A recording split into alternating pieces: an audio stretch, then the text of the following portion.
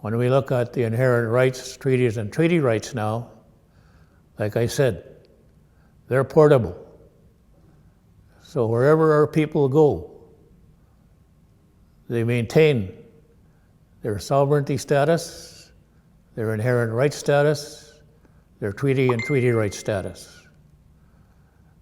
So when you move forward, there's a whole new schedule of laws then that is needed in every sector, constructed to implement the inherent rights and title, treaties and treaty rights in every sector. And our Indian nations collectively have to construct, implement, and enforce those laws under their government's jurisdiction and laws of their nations. But we can't even come together to discuss that at our assemblies and our meetings, when that's the most important area that we have to address collectively and individually by nation.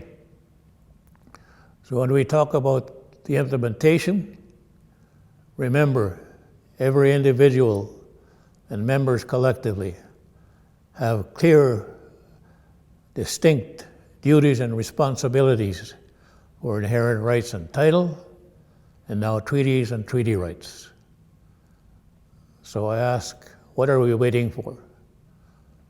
We need to construct those schedule of laws under our own governments respectively and their nations respectively. Similarly, in treaty making, like I said, it's nations that make treaties, and the governments of the nations have to give those treaties legal effect. So when I talk about giving legal effect to those treaties, by the novation of the Crown theory, the Empire of England transferred the responsibilities of treaty making and treaties from the Crown and Right of England to the Crown and Right of Canada, to the Crown and Right of Australia, to the Crown and Right of Australia, to the Crown of Ireland, to the Crown and Right of Ireland. That's a theory of the Crown. There's no law governing it. That's their process and their protocol for transferring the international treaties from one government to another. And you can debate the status of Canada in terms of its sovereignty. Well, it was formed just a few years ago, and there was an anniversary celebrating 150 years of Canada's existence.